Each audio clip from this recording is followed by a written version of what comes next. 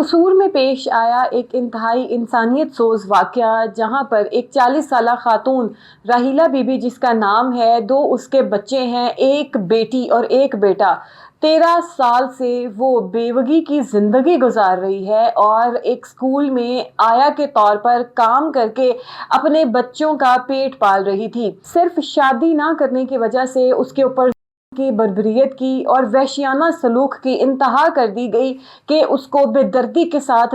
کر دیا گیا۔ دراصل یہ جو راحیلہ بی بی ہے، یہ 13 سال پہلے اس کے شوہر کی ڈیتھ ہو گئی تھی، اور اس کے بعد جب اس کے والد نے اس کو بہت دفعہ کہا کہ جو ہے تم شادی کر لو، لیکن راحیلہ بی بی کہتی ہے کہ آپ نے اگر مجھے یہ کہا کہ میں دوبارہ سے شادی کر لوں تو میں اپنے بچوں کو لے کر کہیں اور شفٹ ہو جاؤں گی، کیونکہ میری اب صرف اور صرف پریورٹی میرے بچے ہیں۔ میں چاہتی ہوں کہ میں اپنے بچوں کا بہتر مستقبل بناؤں اور میرا بیٹا اور میری بیٹی جو ہے ویل سیٹلڈ ہو۔ جو میری زندگی تھی میں نے گزار لی، جس بھی طریقے کی میں نے گزاری، میں اللہ تعالیٰ کی اس امر میں راضی ہوں۔ اس کے بعد اس کے والد نے کبھی اس کو انسسٹ نہیں کیا۔ اب آج سے 3 سال قبل راحیلہ بی بی ایک اسکول میں آیا کہ اس کو جاب مل جاتی ہے، کیونکہ گزر بسر بھی تو کرنا ہے، اپنے بچوں کا پیٹ پالنا ہے، اور بچی جو ہے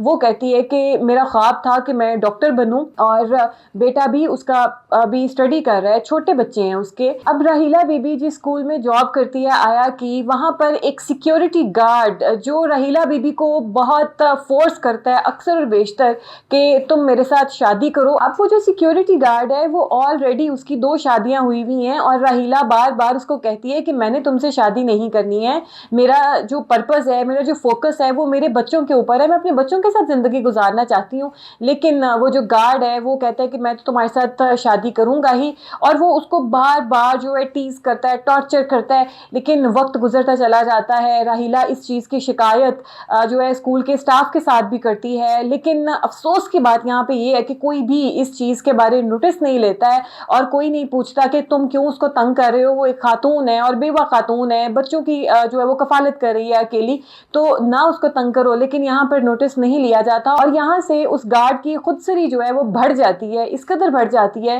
کہ وہ اس قدر وحشی ہو جاتا ہے، اس قدر اس کو غصہ آ جاتا ہے کہ ایک دن جب اسکول سے چھٹی ہوتی ہے تو یہ راحیلہ کو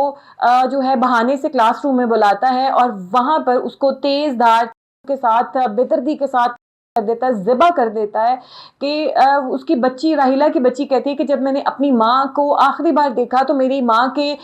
جو ہے گلے کے اوپر، چہرے کے اوپر نشان تھے، اس کا مطلب ہے کہ میری ماں کو گلا کر بھی مارا گیا ہے، اور نہ جانے کس کس کے ساتھ، کس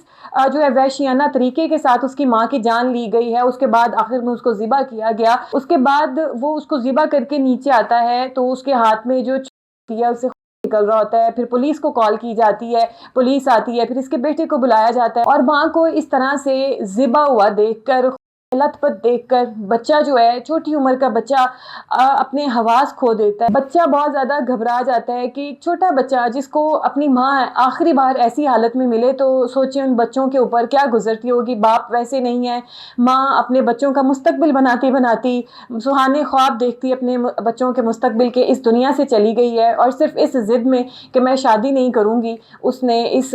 درندے گارڈ نے اس کی جان لے لی۔ اس کی تو جان لے لی، بچے جو ہیں وہ در بدر ہو گئے۔ اب وہ بچی جو کہتی ہے کہ میں نے سوچا تھا کہ میں ڈاکٹر بنوں گی، بچے نے بھی کچھ ایسا ہی سوچا تھا کہ میں بڑا ہو کے